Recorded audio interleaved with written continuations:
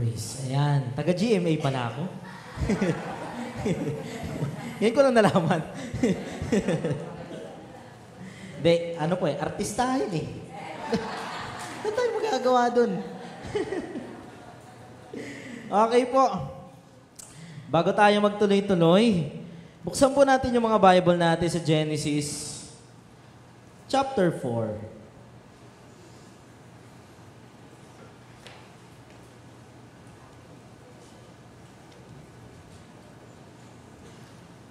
Sige po, paki-flash na po yung natin. Yan, Genesis chapter 4 verse 3 to 10. Ito po, basahin ko po. Sagutan na lang po tayo, verse 3, then kayo po yung verse 4 sa mga version ninyo. Sabi po sa Tagalog, verse 3, dumating ang panahon na si Cain ay naghandog kay Yahweh ng... Wait lang. O, tama. Dumating ang panahon na si Cain ay naghandog kay Yahweh. Title lang po, title lang. Huwag nyo na po pakita yun para matuto sila magbuklat ng Bible. Malapit na nga lang, Genesis na lang. Okay, palitan po tayo ha. Dumating ang panahon na si Cain ay naghandog kay Yahweh ng ani niya sa bukid. Verse 4.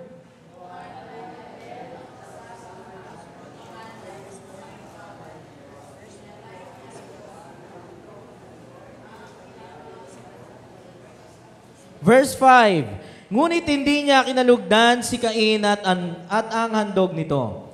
Dahil dito, hindi mailarawan ang mukha ni Cain sa tindi ng galit. Verse 6.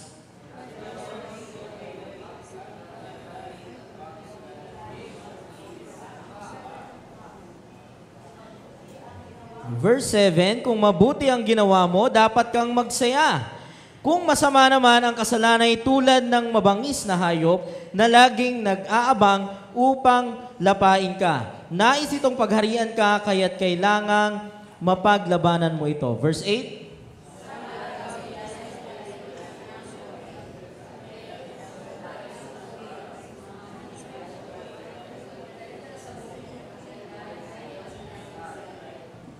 Verse 9, tinanong ni Yahweh si Cain, nasaan ang kapatid mong si Abel? Sumagot siya, hindi ko po alam. Bakit ako ba'y tagapag-alaga ng aking kapatid? Verse 10, sabay-sabay, go. At sinabi ni Yahweh, Cain, ano itong ginawa mo? Sumisigaw sa akin mula sa lupa ang dugo ng iyong kapatid at humingi ng katarungan. Manalangin po tayo. Dakilang Diyos sa mga makapangyarihan sa lahat, lubos po kami nagpapasalamat sa umagang ito. Sa patuloy po, Panginoon, na pag-iingat ninyo sa kabila ng kalamidad na nararanasan po namin. Dalangin po namin, Lord, sa mga oras pong ito ay tulungan niyo po kami maintindihan ang inyong pong mensahe. Gamitin niyo po, Panginoon, ako bilang tagapaghatid ng inyong pong mga salita. Tulungan niyo po, Panginoon, kami na mabago pa po yung aming pong uri ng paglilingkod sa inyo, Lord. Buksan niyo po yung puso at isipan namin nang matanggap namin ng bukal sa puso yung mensahe po na gusto niyo pong iparating sa amin. Tulungan niyo rin po kami maging teachable, Panginoon, sa mga pagtutuwid na maririnig namin at higit sa lahat, tulungan niyo po kami, Panginoon, na mas maging better na alagad ninyo. Lubos po kami nagpapasalamat, panatilihin niyo po ang kayusan, ito po ang aming dalangin sa pangalan ng aming Panginoong Hesus. Amen. Ayan. Ngayon po, pag-uusapan natin ay ang mga katangian ng tunay na alay. Okay? So bago tayo, bago tayo mag-start, kalabitin nyo muna yung katabi nyo. Sabi mo, huwag ka muna matulog. Sige po, huwag ka muna matulog. Iaalay ka mamaya. Yan. No? Ang matulog, paggising niya, nakatali na siya dito, sasaksakin na lang. Oh. Ganon ha? Apo, maikli lang naman siya nung inaral ko, pero hindi ko alam kung maikli pa ba pag dineliver ko sa inyo. Pero sisikapin natin, no? Paunahan na lang. Okay? Mauna ako matapos o mauna kayo makatulog. Yan lang po yun. Ayan, pasensya na po kung nagbibinata pa yung boses ko. Opo. Hindi pa okay lalamunan ko nung nagkasakit ako noong nakaraan. Sige po, tuloy po tayo. Okay. Gaya tingnan po natin, no, ang principles ng handog at alay. Magkaiba kasi siya. Actually, sa Bible, interchangeable siya, depende sa pagkakagamit ng salita. Pero sa English, ang handog at alay is consistent between offering and dedication. Okay? Ang handog, ito po yung dedication. Okay? Yung alay, ito yung offering. Okay? So sabi dyan, ang handog o paghahandog ay isang paraan. Paraan po, tandaan natin yung word na paraan, ha? Paraan ng paglalaan ng isang bagay para sa isang, yan na, para sa isang partikular na gawain.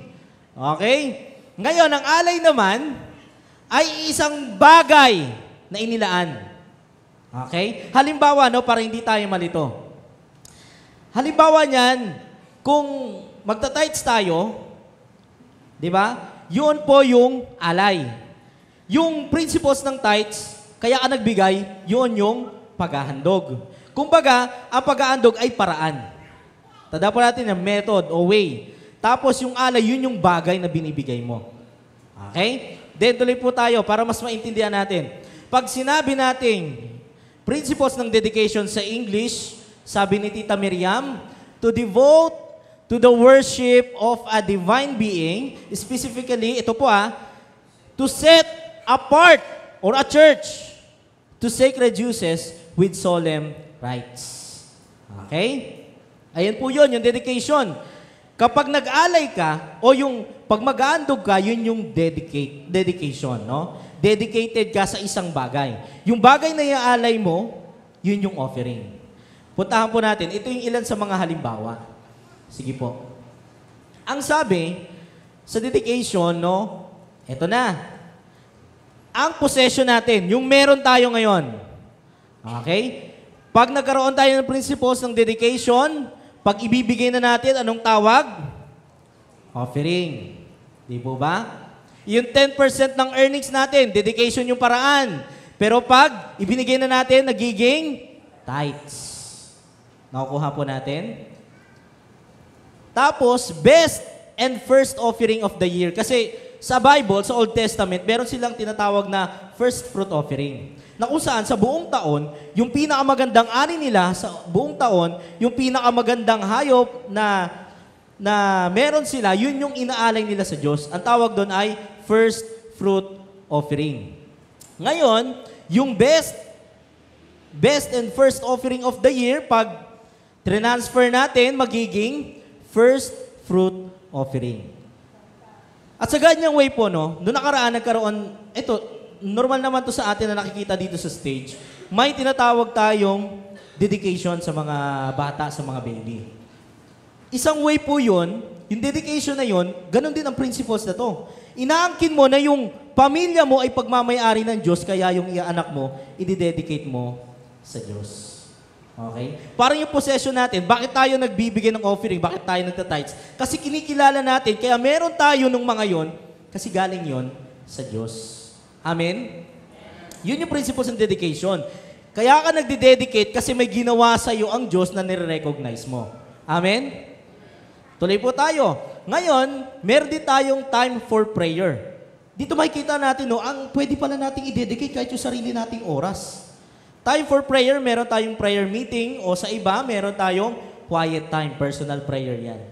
No, devotion yan. Then, meron din tayong time to read the Bible, meron tayong Bible reading or Bible study. Okay? Tapos, ito na, skipping meal. Pag unbeliever tayo, diet yun. Pero sa atin ay fasting, di ba? Hindi fast eating, ha? Oh. Fasting. Ano yung pinakaiba ng fasting sa diet? Ang diet, for health purpose. Ang fasting, for spirituality. Okay? Nakuha po natin. Bakit? Ang principles ng fasting, hindi ka kakain, para yung oras mo sa pagkain, dadalhin mo sa oras ng panalangin at pagbabasa ng salita ng Diyos. Yung po, hindi yung ay fasting ako, hindi ako kakain ngayon. Tapos wala kang gagawin. Nakaiga ka lang, minsan si cellphone, nag-Facebook, naglalaro. Di ba? Hindi yung fasting. Ang fasting, hindi ka kakain kasi ilalaan mo yung oras ng pagkain mo para mag-worship sa Diyos. Amen? Ayan po yun, ha? Kaya crucial yung fasting.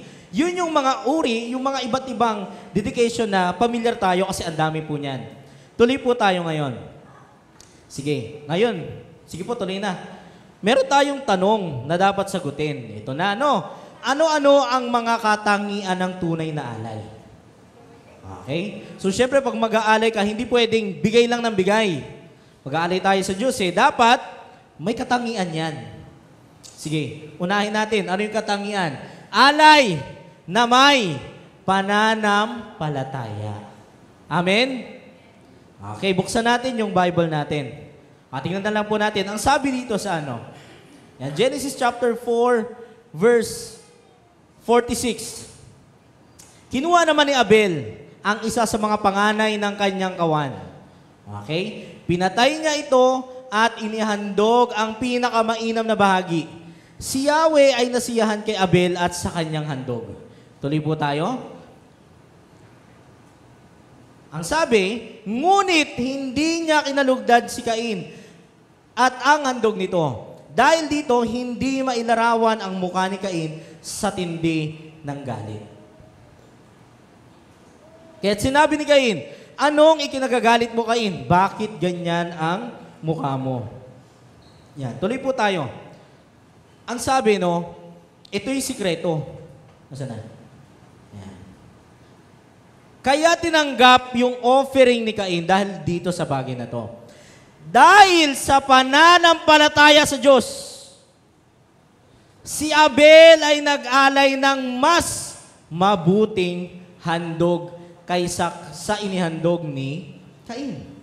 Di po ba? Simple lang. Kaya pag maghahandog tayo, dapat may pananampalataya. Okay po?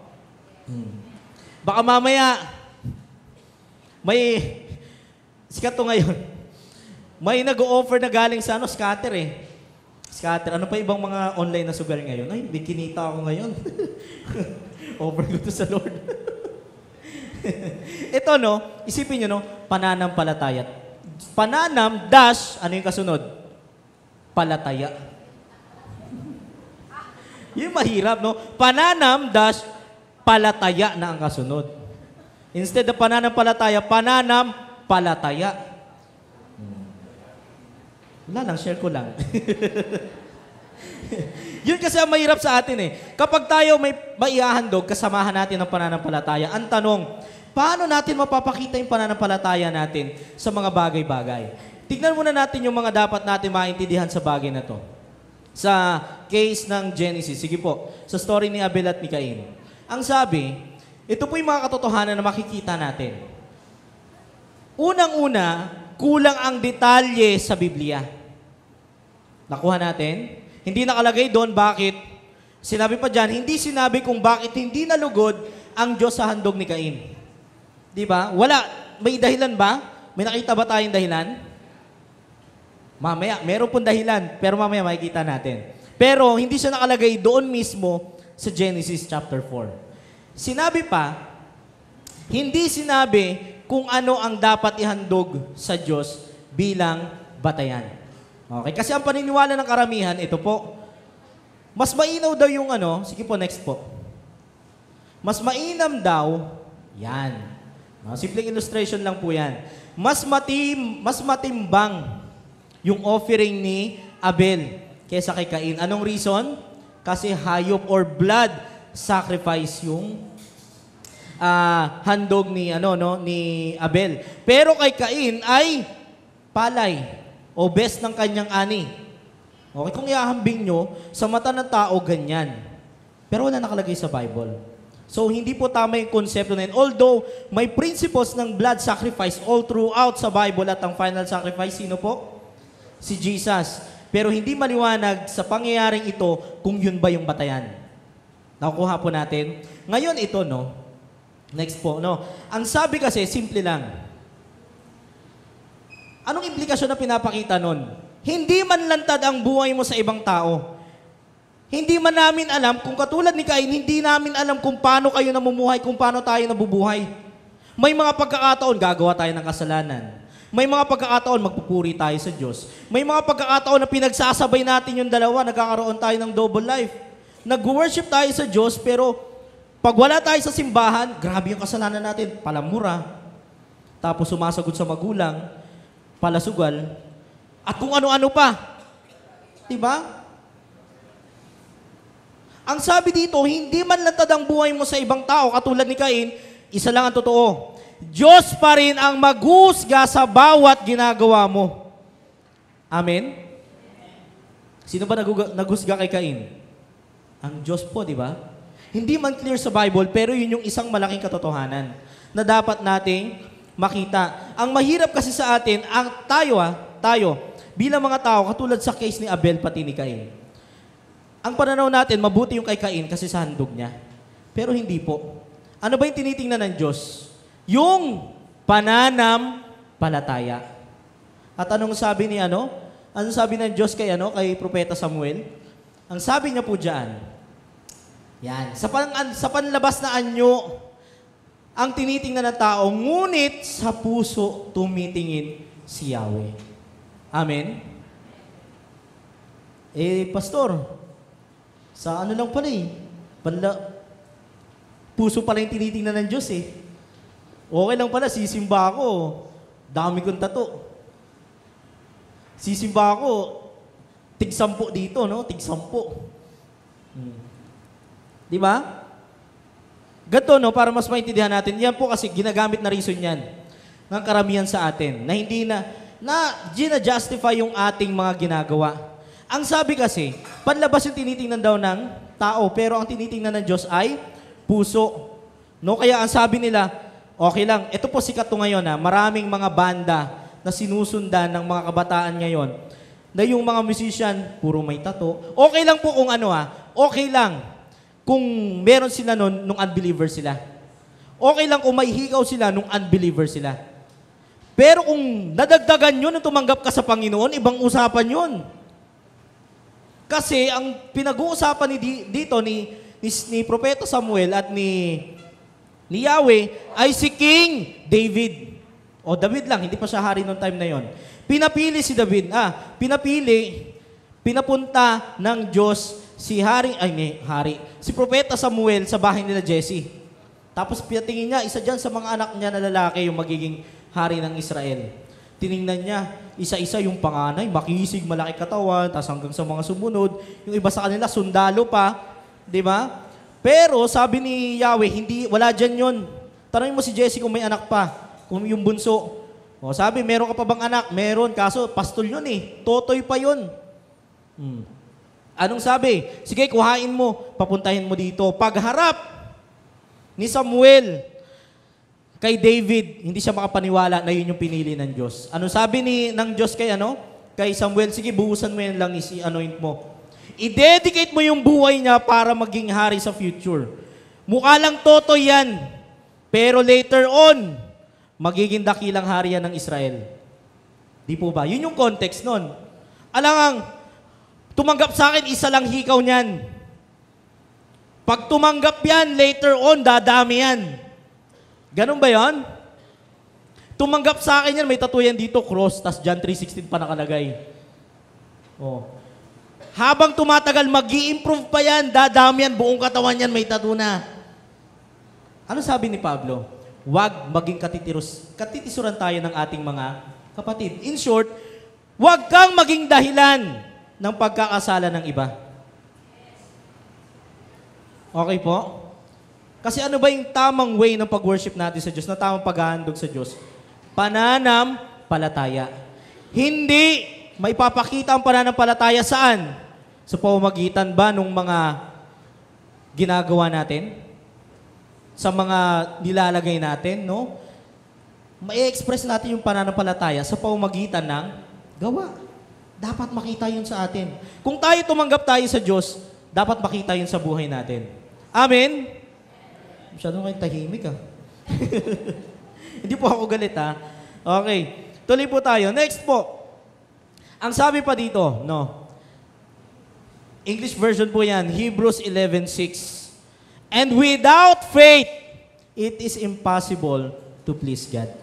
Kahit ano pang gawin natin, kahit anong ibigay natin, kung wala tayong pananampalataya, wala po yung kabuluhan sa harapan ng Diyos. Amen? Yun yung reason bakit, isang factor bakit tinanggihan yung hain ni Cain kaysa kay Abel. Tingnan pa po natin. Pangalawa, yan, batay. Alay na batay sa iyong katauhan. So, syempre, kapag mag-offer ka, ang unang kinikilatis ng Diyos, yung nagbibigay. Tandaan po natin yan, ha? Sige po, tingnan natin. Balikan natin yung verse. Anong sabi? Kinuha naman ni Abel ang isa sa mga panganay ng kanyang kawan, pinatay niya ito at inihandog ang pinakamainam na bahagi. Ito na po yung malagang part. Si Yahweh ay nasiyahan kanino? Sa handog ba? Hindi po, di ba? Una siyang nasiyahan dun sa taong naghandog. Hindi doon sa nag-alay, hindi doon sa alay. Nakuha po natin. At tingnan natin yung kasunod. Ano sabi? Ngunit, hindi niya kinulugdan si Cain. Kanino siya na-disappoint? Kay Cain, hindi dun sa handog. Di ba? Secondary na lang yung handog. Anong ipinapakita nun? Ang unang tinatanggap ng Diyos, hindi yung binibigay ninyo, kundi kayo mismo. Amen? Gising pa ba? Tandaan natin yun, ha? Ang unang tinatanggap ng Diyos, kayo. Hindi yung handog. Bakit? Ano ba nagiging problema doon? Sige po, tingnan natin. Ano pa ba sabi ng Bible? And, ito yung mga pahiwatig dyan sa mga bagay na yan. Ito po mahalaga to kasi ito yung mga pahiwatig na totoo, na based doon sa pangyayari. Una, ang sabi, ipinakita ng Diyos sa kanila ang kahalagahan ng paghahandog. Amen? Bakit? Kasi dumating daw ang panahon na kailangan na nilang mag-alay. Ibig sabihin, may kailangan silang ihandog. Yun yung turo ng Diyos sa kanila. Yung principles ng paghahandog. Pangalawa, ipinakita na may tamang paraan ng paghahandog sa Diyos. Okay? Kasi nga, may tinanggap, merong tinanggihan. Ibig sabihin, pagpapakita yun na may tamang paraan pala. Hindi lang explicitly in-explain sa Bible. Pangatlo, ipinapakita na nilabag ni Cain ang tamang paraan na ibinigay ng Diyos. Okay? Anong reason nun? Saan natin makikita yon nung tinanggihan yung kanyang handog. At pang-apat, which is, makikita natin, isa to, no? Sa pinaka mahalaga na dapat natin tandaan, ang handog ni Cain ay maganda sa kanyang paningin. Ngunit hindi katanggap-tanggap sa paningin ng Diyos. Amen? Kaya siya nagagalit kasi sa palagay niya, yung offer niya, sapat naman, okay naman. Pero anong sabi doon sa pangatlo? Nilabag ni Cain ang tamang paraan ng paghahandog sa Diyos. Paano natin makikita yan? Sige po, ano bang sabi? Ang sabi dito, ayan, sa Jude chapter 1 verse 11, woe to them! They have taken the way of Cain. Sa Tagalog, tingnan po natin, kaawa-awa sila, kakilakilabot ang sasapitin nila sapagkat sumunod sila sa halimbawa ni Cain. Ano yung halimbawa na yon? Tandaan natin na ang context ng Jude is introduction yan sa Revelation. Pinapakita ng sulat ni Jude na yung mga kasalanan may kapalit na kaparusahan sa Diyos. Kaya inihalimbawa niya itong mga bagay na to. Mga taong to, si Cain, si Balaam, no? Lahat yan ay ginawang example ni Jude. At yung salitang woe po, ang ibig sabihin ng woe ay kasumpa-sumpa. Okay? Ibig sabihin, nung sinabi ni Jude yan, woe to them, isa lang ibig sabihin niya, sumpain kayo lahat. Dahil grabe yung ginagawa ninyo. Ano ba yung ginagawa nila? They have taken the way of Cain. Ano ba yung way ni Cain? Sige, tingnan po natin. Anong sabi? Genesis chapter 4 verse 7. Kung mabuti ang ginawa mo, hindi dapat kang magsaya. Anong ibig sabihin nun? Ibig sabihin, hindi mabuti yung ginawa niya. May nilabag siya na dapat karapat-dapat sa paningin ng Diyos. At ito po yung mga implication niyan. Sige, silipin po natin. Ang sabi, ito po, hindi pinakinggan ni Cain ang Diyos at gumawa ng sarili niyang paraan ng pagsamba sa Diyos. Di ba? Yun yung mabigat na part doon. At madalas, yun yung nakikita natin sa time natin ngayon. Ano yung una? Meron tayong self-centered worship. No? Ano po ba yung self-centered worship na yan?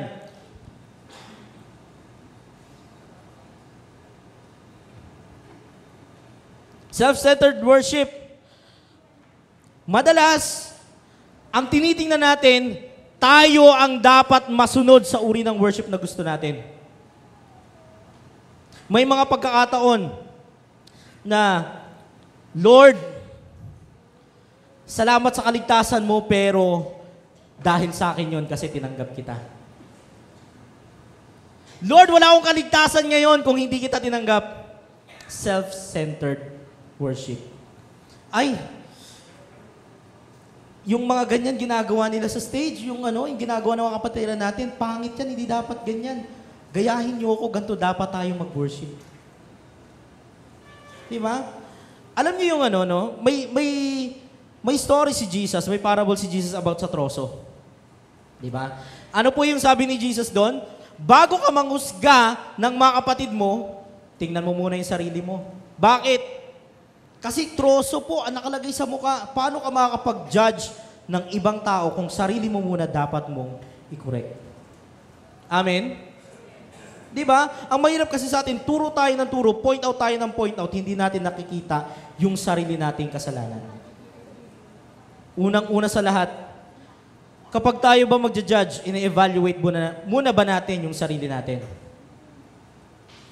Isipin natin na maigi, Tama ba na manghusga ako? Kung dapat din ako husgahan? Ang problema sa atin, bilang mga bilang mga worshipers ng Diyos, bilang mga lingkod ng Diyos, ang mahirap sa atin, dapat tayo ang nasusunod. Pangalawa, meron pa tayong blessing-centered worship. Mag-worship tayo sa Diyos kasi may blessing. Ano yung principles na madalas natin marinig? Pag nagbigay ka ng tithes mo, ibabalik yan sa'yo ng Diyos. Pag nagbigay ka, ibabalik yan ng Diyos sa'yo. Maglingkod ka sa Diyos, pagpapalain yung buhay mo. Wala naman sa Bible nun eh. Opo, wala sa Bible nun. Challenge ko kayo, hanap kayo na sinabi kapag nagbigay ka, pagpapalain ka ng Diyos. Okay? Doon sa Malakay, iba yung context nun. Yung, tawag dito? Malakay 3:10. Bubuksan ng pagpapala na halos walang pagsidlan. May principles yun na pinapakita yung sistema nila ng offering sa Old Testament. Pero sa church age, wala kayong makikita. Na kapag ikaw naglingkod ka, pagpapalain ka ng Diyos. Ngayon, anong purpose? Bakit tayo naglilingkod sa Diyos? Simple lang. Kaya tayo naglilingkod sa Diyos kasi pinagpala niya na tayo kaagad. Amen? Kaya minsan nasisisi tuloy yung simbahan, pati si pastor. Di ba? Bigay ako ng bigay, di naman ako pinagpapala ng Diyos eh. Tithes ako ng tithes, minsan nga sobra-sobra pa eh. Wala naman binibigay sa akin ng Diyos. Bakit may mga prayer ako na hindi sinasagot ng Diyos, lagi naman ako nagsisimba? Hindi natin makuha yung punto eh. Kaya nga dedication yung principles na ginagamit natin ngayon sa pag-aalay. Dinededicate mo yung buhay mo, yung isang part ng buhay mo o isang bagay kasi pinagpala ka na kaagad ng Diyos. Amen? Nakukuha po natin? Kaya mali, naisipin natin na kapag tayo naglingkod sa Diyos, pagpapalain tayo. Hindi, pinagpala ka na noon pa lang. Hindi mo lang na-appreciate. Nakuha po natin? Tuloy po tayo. Pangatlo, meron tayong personal preference worship. Dapat ganito yung makita natin, sa loob ng simbahan. Dapat meron tayong chandelier na 4, kahit saan tayo magpunta. Di ba? Pag-harap tayo dito dapat may choir lagi. Pag may kulang ng musician, palitan yan, lagyan ng iba yan, kahit di-active, sige. Di ba? Yun ba yung mahalaga sa Diyos? Ito po, simple lang Pag mag-worship tayo, hindi kailangan na kumpleto ang banda. Hindi kailangan na may tatayo sa harap. Kung may maglilid, okay lang, no? Maganda yon, may maglilid. Pero lagi natin tatandaan, kung tayo nga sa bahay natin, nakakapag-pray tayo, kumakanta tayo ng sarili lang natin. Bakit hindi dito sa simbahan? Di po ba? Ang Diyos ba nakatingin sa banda? Saan ba nakatingin ng Diyos? Sa puso.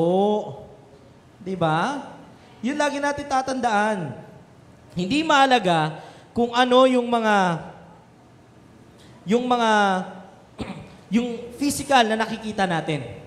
Dapat may reflection yun sa puso natin at nakikita dun sa action natin. Okay po? May coordination dapat yun. Kasi hindi pwedeng sa puso nga lang tapos masama naman yung gawa mo. Hindi. Dapat may reflection yun lagi sa action. Sa ano nga po may mga lyrics ngayon na mga kanta na may lyrics na medyo, hindi medyo, talagang sablay na sa principles ng Bible. Noong nakaraan, may pinapakinggan ako. Limot ko na yung title. Basta may lyrics doon na We Crown You. 2 kanta yon. Isa Hillsong, isa, limot ko na yung banda. We Crown You.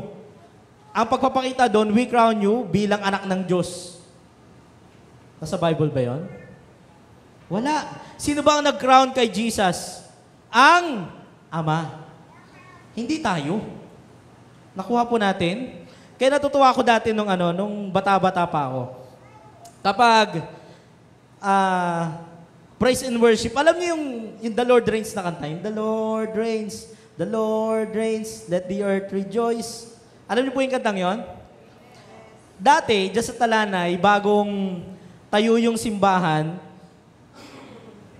tapos kapag nag-worship lead si Papa, yung kanta yun, The Lord Reigns. Ang kanta ng mga matatanda, kasi malabo na yung paningin nila hindi nila makita. Naka-Manila paper pa dati. Sinusulat lang sa Manila paper, tapos diikot lang yung Next page. Okay. Ganun lang dati. Ngayon, may mga PowerPoint na tayo Dati hindi. Ginaganon lang yon. Pag malayo pa, yung mga matatanda, hindi na nila makita. Nakabase sila dun sa naririnig nilang kanta, sa tunog. Ang kanta tuloy nila ngayon, yung The Lord Reigns, Dolores. Dolores, pa-rejoice, rejoice. Legit po. Akala ko talaga dati, pa-rejoice, rejoice yun. Kasi bata pa ako nun, totoy pa ako nun. Di ba? Tapos meron pa, Ito pa. Ito, may narinig akong worship song. Mabilis. Na sa Laguna ako. May natinan kaming youth fellowship. Aba, gumawa sila ng kanta. Alam mo anong kanta? Kung saan hango? Kanta ng Sex Bomb? Spaghetti pababa? Pagpapalang pababa, pababa ng babo. Pagpapalang pataas. Naku po, sabi ko sa inyo. Ang dami namin nun ang daming mga kabataan na aliw. Pero ang mga pastor na kasama nila, puro dismayado lahat. Biruin nyo, Pagpapalang pataas. Tapos yung mga dancers talaga todo big, kumikending pa pababa. Hindi ako kending. Kala nyo, Okay. Yan, makikita po natin, kung iahambing natin, mas pure patuloy yung mga Dolores. Kasi hindi man nila naiintindihan yung kanta, kasi malabo na yung paningin nila, pero yung heart nila nandoon sa pag-worship. Di mo ba? Dolores, pa-rejoice, rejoice. Di ba? Kaya dyan, makikita natin, yung tatlo, self-centered worship, blessing-centered worship, and personal preference worship. Minsan, ang problema rin sa personal preference worship, ayaw natin tanggapin kung ano yung gustong ibigay sa atin ng Diyos. Diba? May mga nagsasabi, at sikat to ngayon, sa iba't ibang panig ng mundo, Lord, bakit nilagay mo ako sa katawang lalaki? Babae talaga ako. Pwede ba yon? Isipin nyo, marami nagsasabi na nagkamali daw ang Diyos sa paggawa sa kanila. Ang principles ng Bible, ang Diyos perfect. Kung ang Diyos hindi pwede magkamali, sino yung nagkamali ngayon? Tao. Di ba? Yung nag-isip na mali ang Diyos. Isipin natin yun na maigi yan. Logically speaking, pagdating sa Bible, kung hindi nagkakamali ang Diyos, tayo lang ang madalas magkamali. Kaya hindi pwede na pupunta ka sa church. na walang transformation. Lahat ng member ng LGBT, tanggap yan sa bawat simbahan. Ang problema lang, may pagbabago dapat. Kasi, principles ng Bible, may old creation, ano ba tawag doon? Tama ba yon yung sa 2 Corinthians 5:17, di ba? The new has come, di ba? The old has gone, the new has come. Yun yung personality natin. Patay na dapat yung luma, dapat bago na tayong pagkatao. Yun yung mahalaga doon. Kaya kung tayo pupunta sa simbahan, siguraduhin natin na ang focus natin ay ang Diyos. Hindi yung personal preference na meron tayo. Amen? Tuloy po tayo. And, ang sabi sa Juan, chapter 3, 1 John chapter 3, verse 12, huwag tayong tumulad kay Cain. Siya'y kampo ng diablo. Ng demonyo po, no? Pinatay niya ang kanyang kapatid. Bakit? Sapagkat masama ang kanyang mga gawa. Ngunit matuwid ang mga gawa ng kanyang kapatid. Isipin po natin, no? Ang sabi sa Bible, huwag tayong tumulad kay Cain. Bakit? Ano ba yung ginawa ni Cain? Simple lang. Gusto niyang agawin yung favor ng Diyos sa kanyang kapatid. At sa anong mantong yon? Sa pagpatay sa kanyang kapatid. Out of jealousy. Ano ba yung diablo? Anong sabi ni Jesus tungkol sa diablo? Anong trabaho ng diablo? To steal and to kill. Bakit? Kasi ayaw din ng diablo na tayong mga taga-simbahan, tayong pinili ng Diyos, tayo lang ang mapupunta sa langit.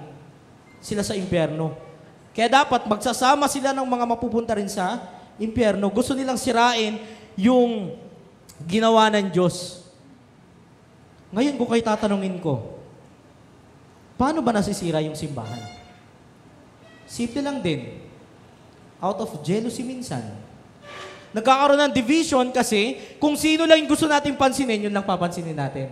Kung sino lang yung kakamayan natin, yun lang kakamayan natin. Di ba?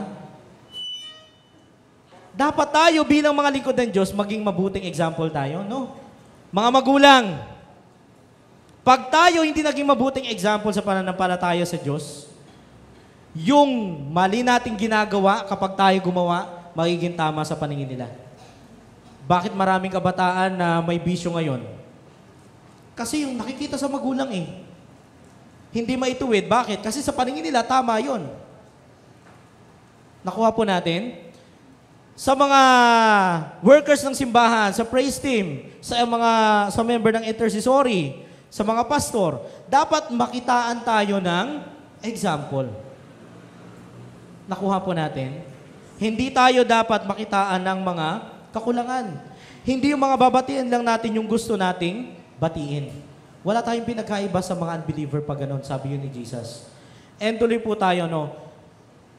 Ang sabi pa, sabi sa Mateo chapter 5, verse 23 to 24, ito yung tamang way. Kung kanina nakita natin, si Cain, ang principle sa paghahandog ng magkapatid ni Cain at ni Abel, ang tinatanggap unang-una ay yung taong naghandog. Hindi yung mismong handog. Kaya sabi ni Jesus, kaya't kung mag-aalay ka, ayan, ng iyong handog sa dambana para sa Diyos at naalala mong may sama ng loob sa iyo ang iyong kapatid. Anong dapat gawin? Iwan mo muna ang iyong handog. Huwag ka muna mag-offer kasi nonsense yan Mag-offer ka, pupunta ka sa simbahan, mag-worship ka dyan, tataas-taas ka ng kamay, tapos galit ka naman. Ano sabi? Iwan mo muna ang iyong handog sa harapan ng dambana at makipagkasundo ka sa Kanya. After nun, sabi ni Jesus, pagkatapos magbalik ka at maghandog sa Diyos. Amen? Si Jesus mismo may sabi niyan. Para maiwasan natin yung ginawa ng magkapatid, itong gantong karakter ang dapat natin gawin. Pag mag-aalay tayo, suriin mo natin puso natin. May galit ba tayo sa puso natin? May kasalanan ba tayong ginawa? Bago tayo attend ng church, Lord, sorry sa mga nagawa ko. I-ready mo yung puso ko sa pakikinig sa inyo. Kung kailangan mo ko ituwid sa mga magdadala ng mensahe, ituwid mo ko, Lord. Diba? Yun po yung tunay at tamang way ng paghahandog natin sa Diyos. Kaya pupunta tayo doon sa pangatlo. No? Ang sabi sa pangatlo, actually karugtong yan, alay bilang handog na buhay. At anong sabi? Sige po, tingnan natin. Ang sabi sa mga taga-Roma chapter 12 verse 1, kaya nga mga kapatid, alang-alang sa masaganang habag ng Diyos sa atin, ako'y nakikiusap na ialay ninyo ang inyong sarili bilang handog na buhay. Bakit? Ano ba madalas yung hinahandog noong panahon nila? Di ba ang handog sa kanila madalas pinapatay? Nakuha po natin. Ayaw na yon ng Diyos ngayon. Sabi niya, sabi ni Pablo, kung iaalay ninyo yung buhay ninyo, hindi sa paraang pagpatay sa sarili. Iaalay nyo bilang handog na buhay. Bakit? Kasi kung patay na, ano pa yung magiging banal? Magiging banal ka kung mananatili kang buhay at magiging kalugod-lugod yung buhay mo sa harapan ng Diyos. Amen? Kaya dapat, ini-encourage ko po kayo, ang buhay natin, ingatan natin. Kasi yan yung number 1 na kailangan ng Diyos. Hindi siya nakatingin sa mga material na bagay. Aanin niya yung pera, no? Ang dami niya niyan. Aanin niya yung dami ng bigas na binibigay natin, dami ng kape, mga dilata. Aanin niya ng Diyos. Kaya niya mag-provide ng lahat ng yan. Ang kailangan lang ng Diyos, yung buhay natin. Nakuha po natin? No? Kaya ngayon, wala nang iaalay na, mamamatay dito yung mga tutulog-tulog. Wala nang isa-sacrifice. Kasi, ang nakalagay, handog na buhay. Diba? Buhay pa ba? Yan mga katabi nyo, buhay pa ba? Okay. Ano daw sabi? Ito ang karapat-dapat na pagsamba ninyo sa Diyos. Di po ba? Next po tayo, no? Sige po. Dito na natin tapusin. Ayan na, conclusion na sa wakas. Yes. Sabi sa mga Hebreo, lumapit kayo kay Jesus, ang tagapamagitan ng bagong tipan. Okay? Ang dugo niyang dumanak ay may pangako na mas mabuting bagay kaysa sa isinisigaw ng dugo ni Abel. Ano ba yung sinisigaw ng dugo ni Abel? Sige po, tingnan natin. Ang sabi, the blood of Abel cried for vengeance. Yun yung sinisigaw ng dugo ni Abel. Pagiganti. Nagsasabi siya sa Diyos, yung dugo niya, no, na pag ipagiganti yung ginawa sa kanya ng kanyang kapatid. Pero anong sabi? Kay Erasmus po yan, nasabi ni Erasmus. Ang sabi ni Erasmus, yung kay Jesus naman ay for remission. Ano yung remission? Pagbura. Pagtanggal. Kung kay Abel ay paghihiganti, magbubunga ng panibagong murder. Yung kay Jesus ay pagtanggal sa lahat ng kasalanan. Amen? Kaya ngayon, ang huli nating tanong. Sige po. Ito pala yung outline natin. Ang mga katangian ng tunay na alay. Una, alay na may pananampalataya. Pangalawa, alay na batay sa iyong katauhan. Siyempre, ang tinitingnan ng Diyos yung katauhan natin. Pangatlo, alay bilang handog na buhay. At ito ang isang malaking tanong na dapat nating sagutin. Next po. Ang sabi diyan, bakit kailangan natin mag-alay ng ating buhay? Simple lang po. Dahil may isang Diyos na naghandog, siya ang unang naghandog Ang Diyos ang unang naghandog. May isang Diyos na naghandog ng kanyang kaisa-isang anak bilang kabayaran ng ating mga kasalanan. Palakpakan naman natin ang Diyos. Inihiling ko po na tumayo tayong lahat at tayo po ay manalangin.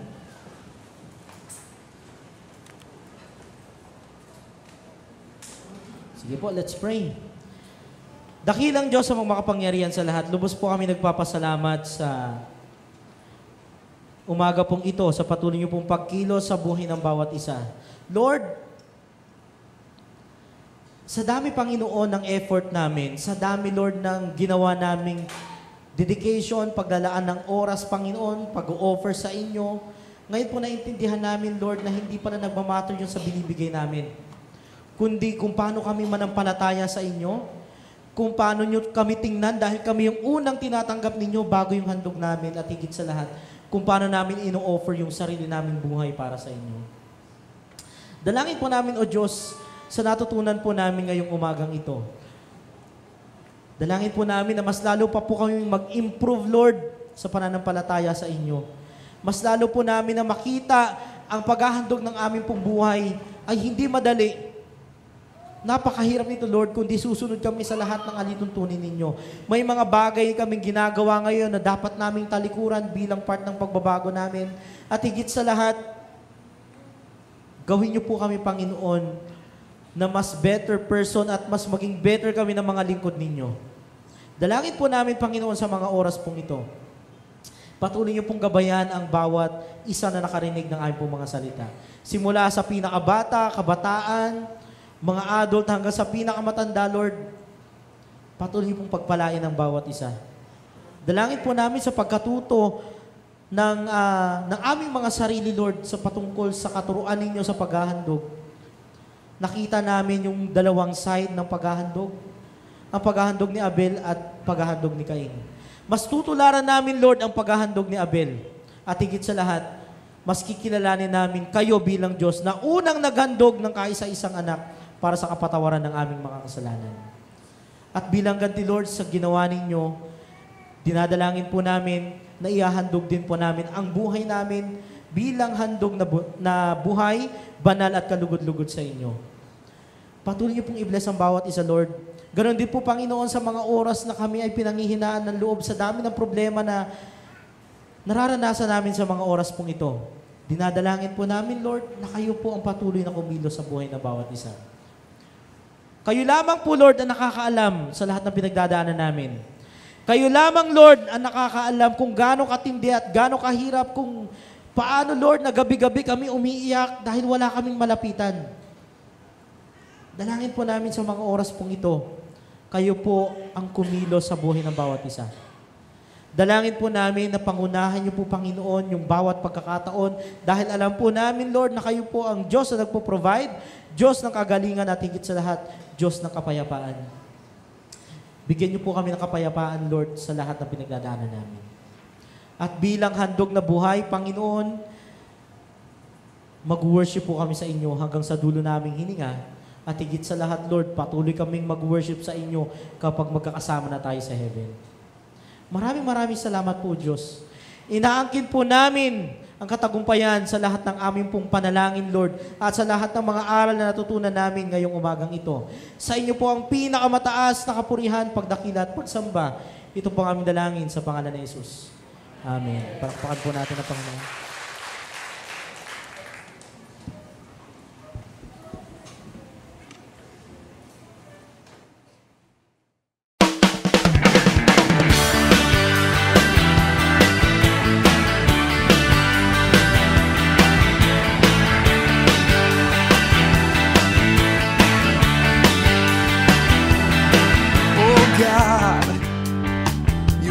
So good to me. You came and found this orphan and you brought me right into your family. Oh yeah. Oh God, you've been so good to me.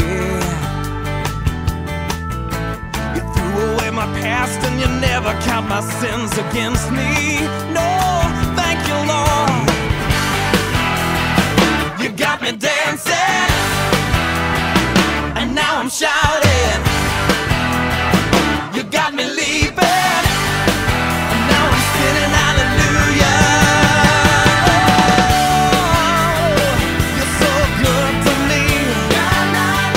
You're so good to me. So good to me. Oh God, you've been so good to me. Every day I wake up, I breathe another breath of your mercy. Oh God, you've been so good to me. And my delight is in you, 'cause I know that your hand is upon me. Oh, you got me dancing, I'm shy.